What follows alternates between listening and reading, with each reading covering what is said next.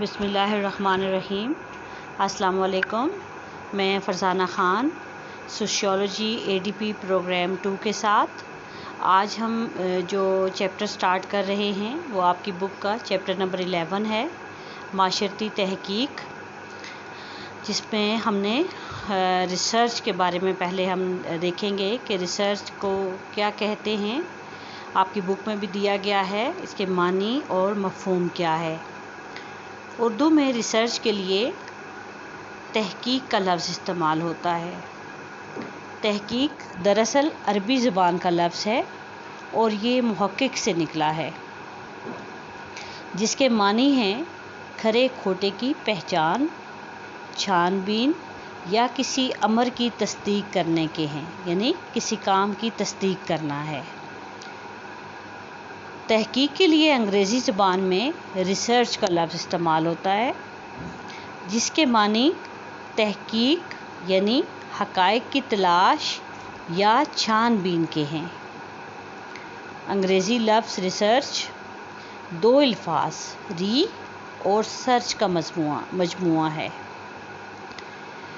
री के मानी दोबारा और सर्च के मानी तलाश, जुस्तजू या खोज के हैं।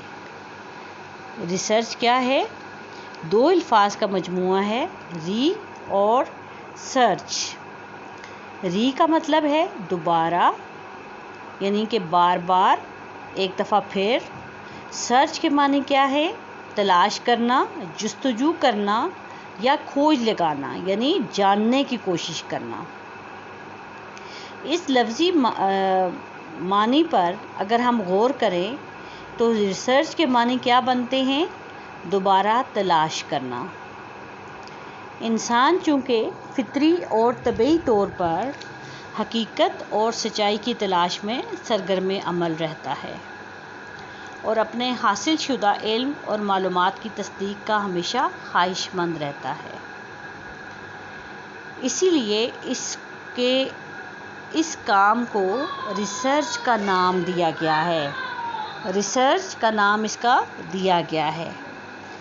अब हमने देखना है कि तहकीक क्या है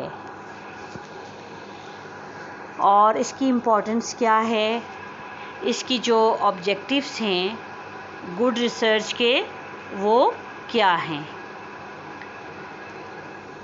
अब हम देखते हैं कि तहकीक क्या है। हक़ाइक़ का मालूम करना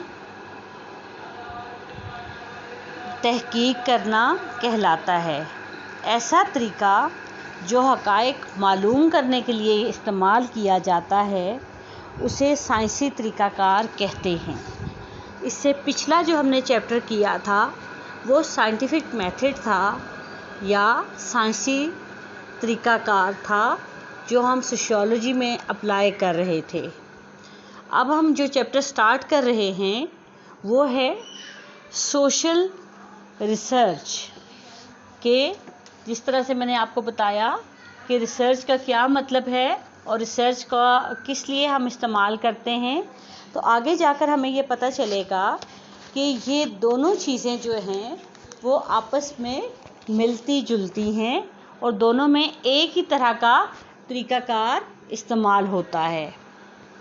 हक़ाइक़ का मालूम करना तहकीक कहलाता है और ऐसा तरीक़ाकार जो हक़ाइक़ मालूम करने के लिए इस्तेमाल किया जाता है उसे हम साइंसी तरीक़ाकार कहेंगे। साइंस का इल्म हक़ाइक़ का मजमुआ है। साइंस का इल्म क्या चीज़ है? हक़ाइक़ का मजमुआ है। ये इल्म एक या चंद बरसों की मेहनत का नतीजा नहीं है। जब से इंसान ने इस कायनात में जन्म लिया है वो इसके राज मालूम करने के दर पे रहा है। इंसान में तजस्सुस का मादा हमेशा से मौजूद रहा है। वो अपने इर्द गिर्द वाक़या होने वाले वाक़यात के असबाब पर गौर करता है और फिर इन असबाब पर ज़ब्त करने के तरीके सोचता रहा है। यानी कि जो इल्म उसके पास हमेशा से मौजूद रहा है उसको जानने की कोशिश करता है और उसके राज मालूम करने की वो कोशिश करता रहा है। اور اس کی جو ریزنز ہیں ان کو بھی وہ دیکھتا رہا اور اس پر غور کرتا رہا اور اس کی بھی وجوہات جاننے کی کوشش کرتا رہا، اور پھر ان اسباب پر ضبط کرنے کے طریقے یعنی کنٹرول کرنے کے طریقے جو ہم نے اس سے پچھلے لیکچر میں ہم نے کیے تھے، ضبط کرنا یا کنٹرول کرنا، کہ وہ ضبط کرنے کے طریقے سوچتا رہا تاکہ ان واقعات کو کنٹرول کیا جا سکے۔ اس طرح انسان کا تجسس بڑھتا رہا، وہ اسباب معلوم کر کے واقعات پر ضبط کرنے کی کوشش کرتا رہا۔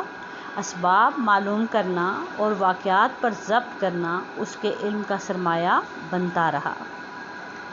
علم حاصل کرنے کے سب سے اولین مقصد کائنات کے رازوں کو جاننا اور واقعات پر کنٹرول حاصل کرنا ہے، کہ یعنی جو کائنات موجود ہے، جو فطرت موجود ہے، جو قدرت موجود ہے، اس میں ہمارے لیے بہت تحقیق کرنے کے راستے موجود ہیں اور اس پر تحقیق ہوتی بھی رہی ہے، اور ہم نے جو آگے بھی جو ہے وہ تحقیق جاری ہے ہر معاملے میں۔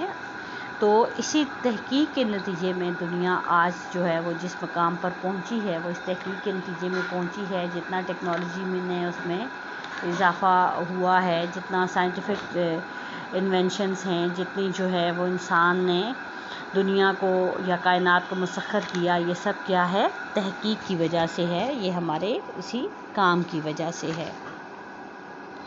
آگے ہم دیکھتے ہیں کہ تعریف ہے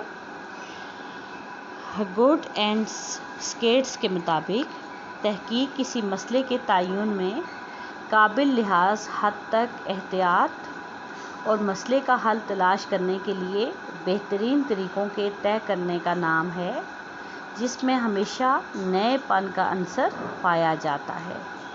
اب کیا ہے کہ تحقیق کسی مسئلے کا تعین کرنا ہے، ہم نے قابل لحاظ حد تک احتیاط کی جاتی ہے، کہ جو مسئلے کا جو ہم تعین کریں گے کہ پہلے ہم نے یہ سوچنا ہے کہ ہم نے تحقیق کس پہ کرنی ہے، ہم نے کیا مسئلہ یا کیا ایشو لینا ہے، اور اس میں ہم نے اس ایشو کو سلیکٹ کرنے میں بھی ہم نے بہت احتیاط کرنی ہے تاکہ ہم مسئلے کا حل جو ہے وہ تلاش کر سکیں۔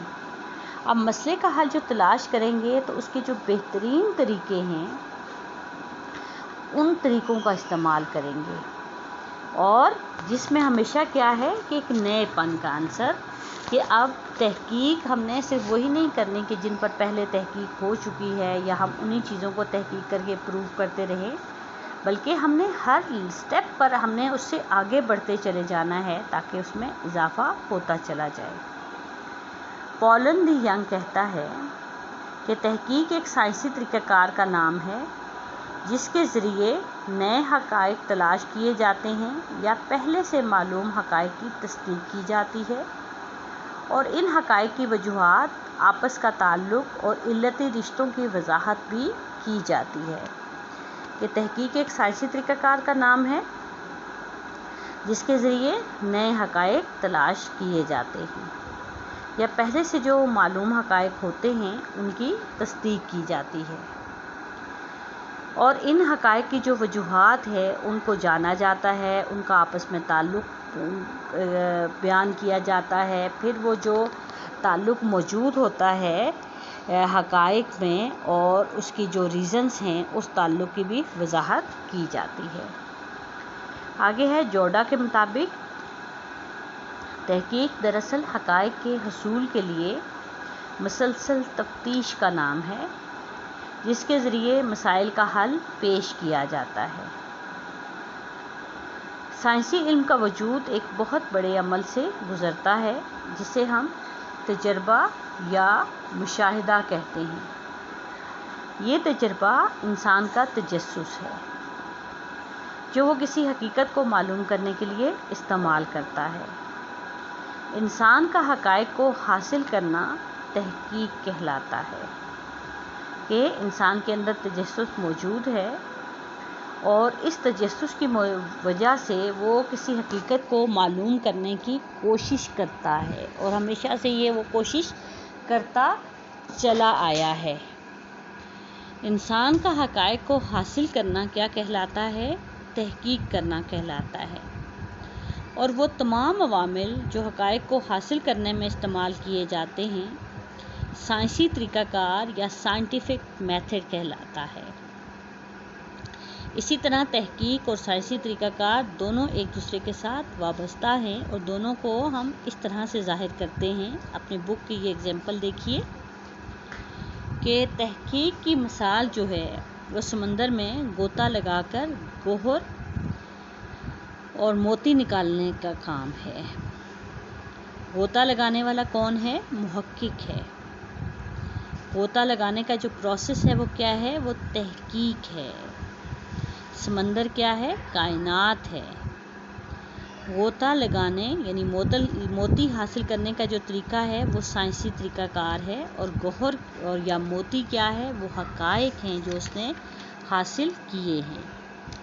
ان مدرجہ بالا تمام عوامل کا انحصار تحقیق یعنی غوطہ لگانے پر ہے۔ تحقیق ان سب عوامل کو جنم دیتی ہے کہ